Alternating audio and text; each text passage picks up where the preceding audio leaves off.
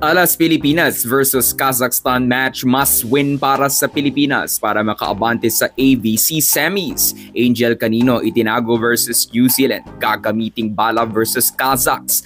Best scorer ng Kazakhstan na si Sana Anarkulova injured, may chance ang bansa pag hindi siya nakalaro. Kapalaran ng Pilipinas nakasalalay sa kanilang liberos, Don Macandili Katindig and Jen Yerba kailangang magising. DJ Katrending, this is Ron Michael, the voice artist of this channel. Ngunit bago natin yung pag-usapan, huwag mong kalimutan mag-subscribe and click the notification bell para updated ka sa latest Pilipinas volleyball trends. We are down to the last game day of the elimination round ng AVC Women's Nations Cup 2025 ngayong Huwebes, June 12, araw ng kalayaan ng Pilipinas. It will also be the judgment day for Team Philippines kung makakapasok ba sila sa semifinals ng torneo.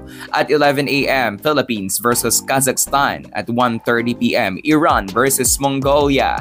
At 4 p.m., Indonesia versus New Zealand. At 6:30 p.m., India versus Chinese Taipei, and at 9 p.m. it will be Vietnam versus Australia. Ang ating magiging focus sa araw na ito ay ang laban ng Pilipinas sa last year's silver medalist na Team Kazakhstan at 11 a.m. This game is a must-win. Kapag natalo ay mag-aabang pa tayo sa magiging kapalaran ng Team Iran versus Mongolia. Pero hindi maganda kung aasa tayo sa kung ano ang magiging resulta ng ibang bansa para makapasok tayo sa susunod na round. And so our business must be solely focused in our match versus Kazakhstan. Katulad ng aking nabanggit ay any fashion as long as it is a victory for the Philippines para makaabante ang alas sa semifinals ng AVC Nations Cup. Ibig sabihin ay kahit umabot ng 5 sets ang laban ng Pilipinas versus Kazakhstan, as long as panalo ito ay pasok tayo sa semis ng AVC. Sa most recent game ng Pilipinas ay nakabalik sa winning column ang ating pambansang koponan after sweeping Team New Zealand. Sa game na ito ay impressive ang ipinakitang laro ni Ea Laure at nagbabalik after her ankle sprain injury si Alyssa Solomon.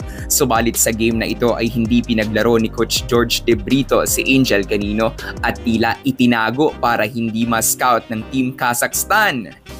Sa magiging laban ng alas Pilipinas versus Kazakhstan ay kinakailangan na healthy ang lahat ng spikers ni Gia Morado de Guzman dahil kakailanganin natin ng lahat ng puntos na kayang ibigay ng ating mga spikers para manalo at makalusot kontra Kazakhs.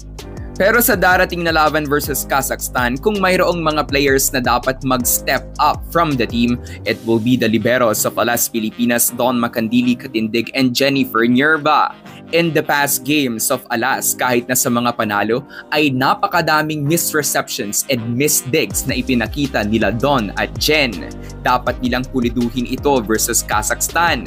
May mga panalo tayong mas kaya pa sana nating i-dominate ang mga bansang ating nakalaban, pero nakadikit pa sila dahil sa mga defensive lapses nila Nierva at Katindig.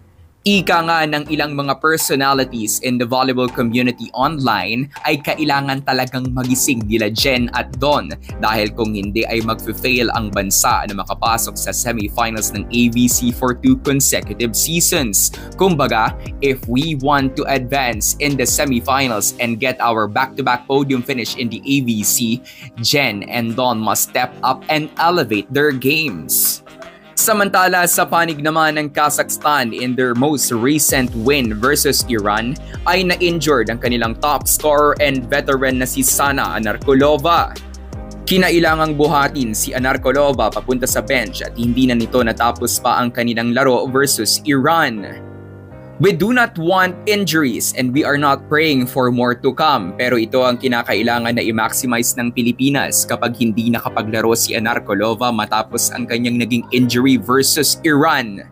Pero katulad ng aking nabanggit ay last year's silver medalist ang Kazakhstan. So for sure, kahit na nawala si Anarkulova o kung hindi man siya makapaglaro sa kanilang laban versus Pilipinas, ay mayroong ibang player ang Kazakhstan na magsi-step up para matapos ang kanang elimination round campaign by sweeping Pool B.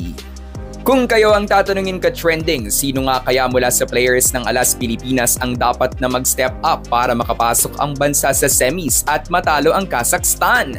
Comment down below. So that's it for today's video ka trending. Do not forget to subscribe and click the notification bell para updated ka sa latest ganap ng women's volleyball sa Pinas. Thanks for watching. Bye for now!